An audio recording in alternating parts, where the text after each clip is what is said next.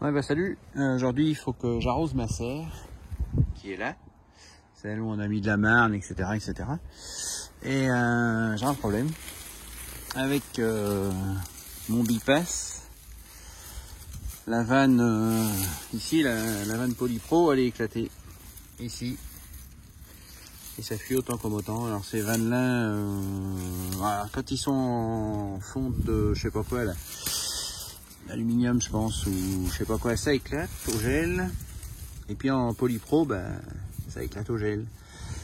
On va essayer de changer ça. Ce qu'il faudrait, c'est normalement, parce qu'il y a, ils ont un souci, enfin ils sont tous pareils, ils ont un souci, c'est que,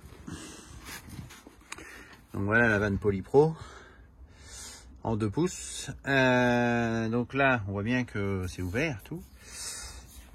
Quand on la tourne un peu dans ce sens-là, attends, check. Donc quand on la tourne, donc là elle est fermée, ok, elle est ouverte. Et je sais pas comment je vais vous faire voir le truc, mais en fait, quand elle est ouverte complètement, et bien il y a de l'eau qui se met entre ici, entre la bille en fait, et le corps du machin, de la vanne. Et en fait, bah, quand ça gèle, et ben ça gèle, ça explose, ça pète. Donc, bah, je sais pas, à ce qui paraît, il faut la laisser un peu ouverte, comme ça, de manière à ce que l'eau qui est là s'évacue. Et ça pète pas. Ou s'il y a reste de l'eau, vu qu'elle n'est pas emprisonnée hermétiquement, ça devrait aller. Donc, bon, on va essayer ça pour la prochaine fois. Ouais, j'espère surtout qu'il ne va pas geler trop fort. Ouais, c'est parti, on change ça. 2 clés à griffe.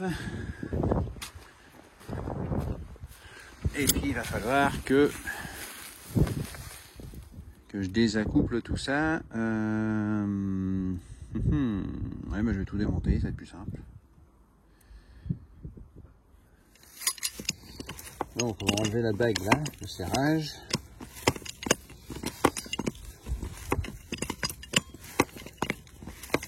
Après, je vais faire la même de l'autre côté. On va déboîter tout ça. Alors, on va essayer de déboîter ça. Je vais mettre mon pied là, ici, en force. Et puis je vais essayer de... Voilà. J'ai réussi. J'ai réussi à démancher ça. Hop, parce que c'est pas évident. Allez. Essayer de démancher de l'autre côté, il faut de l'autre. Donc là, on voit bien qu'elle est fendue là. Donc évidemment, il y a même un... Non, j'allais dire même un trou, mais non, c'est un reflet d'eau. Elle est fendue là, donc forcément, quand j'ai voulu mettre la pression, ça a pissé de tous les côtés. Allez, j'enlève mes 2 raccords plaçons 50 là. Alors là, il y a mis un petit coup de clé à griffe, et puis là,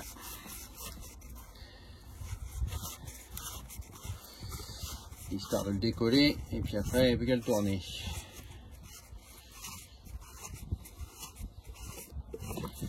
Voilà, c'est ce qui est monté avec un peu de téflon, ça évite que ça fuit.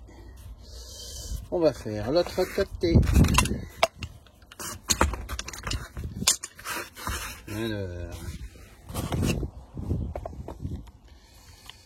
Alors,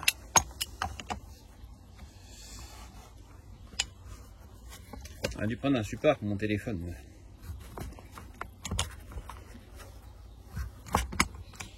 Mais bon, pas trop à faire des vidéos en ce moment. Là, c'était vraiment,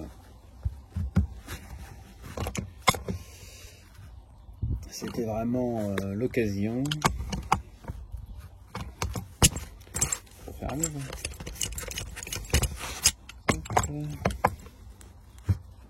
Voilà, donc c'est pas grand chose. Juste histoire de. Parce qu'en fait, elle vient au fond embutée. Et elle est juste un peu collée, quoi. En plus, il y a un peu de terre, un peu de ci, un peu de ça. Donc, voilà. Alors, est-ce qu'on va en savoir plus là-dessus? Pas vraiment. Pas vraiment, pas vraiment. Il aurait fallu que ça aurait été intéressant que finalement elle finisse de casser, comme ça on aurait vu l'intérieur. Ça aurait pu être... Tout à l'heure on va y foutre un coup sur la tête. Bon, la suite des festivités, c'est que je vais remettre un peu de téflon. Je vais remettre un peu de téflon et puis on va resserrer tout ça. Hop. Donc le téflon, ça sert juste à remplir un peu les filets du filetage, quoi, en fait. Et puis quand on serre, ça étanchifie, sinon étanchéifie, ou je sais pas comment on dit, ça empêche l'eau de passer. Sinon l'eau, ce qu'elle fait, c'est que la suile, elle est dans la gorge du filet, enfin dans la gorge femelle, et puis elle remonte, et puis ça se finit là et ça coule, quoi. Donc en faisant ça, ça remplit tous ces interstices là, tout en gardant quand même le filetage, et ça permet que ça fuit pas. Chose importante, quand on met le téflon, on le met toujours dans le sens... comment vous expliquer ça? Là, je vais serrer comme ça. Et bien, il faut que j'ai fini de mettre mon téflon comme ça. Là, il y a le bord. Là. Tu vois? Donc, j'ai fini de le mettre comme ça. Parce qu'évidemment, quand je vais tourner, ça va frotter comme ça et ça va le maintenir. Si je l'avais mis à l'envers, quand j'aurais tourné, ça l'aurait dévissé. Enfin... enlever du truc, quoi. Ça, c'est important.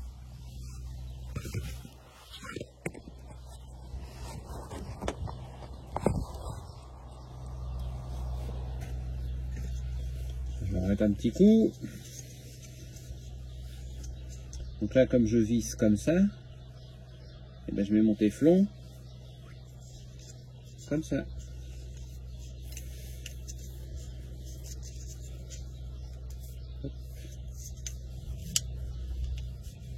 Et on passe bien serré, bien entendu. Voilà.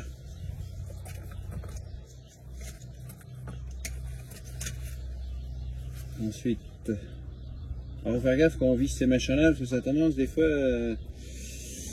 ça arrive qu'on visse de travers. On va vachement faire gaffe, parce que le filet, là par exemple, on a l'exemple. Là, elle est vissée comme ça, elle n'est pas droite. Vachement, c'est aussi un peu le téflon qui fout la merde quelque part, je pense. Voilà, on le sait, quand c'est bien vissé, ça visse bien, sinon ça visse pas bien. Et comme c'est du plastique, enfin tout ça c'est du plastique, ça c'est du polypro, enfin du plastique quoi. En gros, je sais pas c'est quoi la... Hop. Et ça se peut que... attends, non, dans l'autre sens. Dans l'autre sens, non, dans ce sens là. J'ai jamais su serrer et dévisser, moi j'ai jamais su. C'est un handicap, hein. C'est un handicap parce que ça m'est déjà arrivé de casser des trucs parce que je mettais tout dans l'autre sens. Voilà.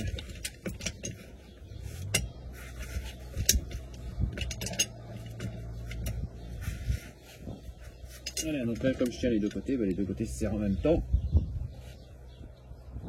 Voilà.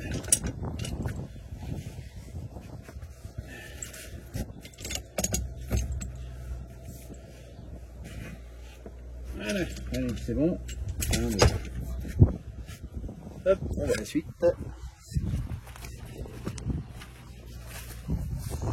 Voilà, j'ai plus qu'à renquiller tout là-dedans. Est-ce que je vais y arriver d'une main? Ça, c'est possible. Alors moi, je taille toujours un petit peu le bout là, comme ça, en biseau. Et puis quand je peux, je mets un peu de graisse. Voilà, j'ai oublié la graisse. Et ça aide un peu, quoi. Évidemment. Graisse ou pet de vaisselle ou un peu dans ce genre là, quoi. On va dire. Nickel, il est parti tout seul, lui. Voilà, celui-là. Hop là. Alors, il va être plus chiant. Il est moins en face. Je vais prendre mes deux mains.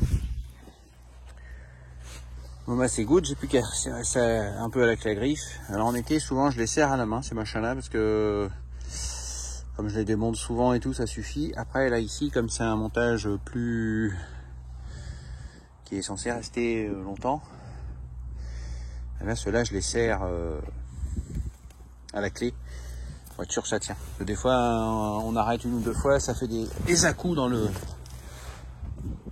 tuyau, puis ça pourrait sauter quoi. Donc pour être sûr, un coup de clé à griffe, ça coûte rien. Bon, je vais aller voir, je vais voir personne. Je vais aller ouvrir l'eau. Donc l'eau passe le support. Déjà bonne nouvelle. Quand je peux ouvrir. Voilà. C'est parti. Ça c'est mon programmateur. Normalement à cette époque-là, il n'y a plus de pile dedans. Par contre on va enlever la vieille pile. Une vieille pile, ça évite des malheurs ça. Voilà, j'ai viré la vieille pile qui est usée. Ça c'est un Klaber, ça s'appelle la marque. Un programmateur en 1 pouce qui est pas mal, qui est intéressant. On trouve partout, même sur Amazon. Et puis qui fonctionne très bien. Et donc quand je suis fermé, c'est le programmateur qui marche. Et quand je veux arroser en grand, j'ouvre cette vanne et ça me permet de passer de l'eau comme ça en ligne droite. Donc voilà, c'était pour arroser ça, nos petites salades là qu'on a plantées il y a une bonne semaine maintenant. Voilà, ils sont ici. Est-ce qu'on les voit? Ils se sont déjà bien racinés tout ça. Et mais bon, ils ont quand même besoin d'eau parce que la terre était relativement sèche. Et donc là, on est parti pour 30 minutes d'arrosage. Ce qui va correspondre à peu près à un arrosage de 5 mm. Je crois que c'est à peine 5 mm. Il vaut mieux mettre petit à petit. Et que petit à petit, plusieurs fois, comme ça il n'y a pas d'excès d'eau, on gère l'eau, on économise l'eau, ça c'est très important. Et ça se passe bien. Voilà, petite explication vite fait là. Donc là, on voit bien que c'est hermétique.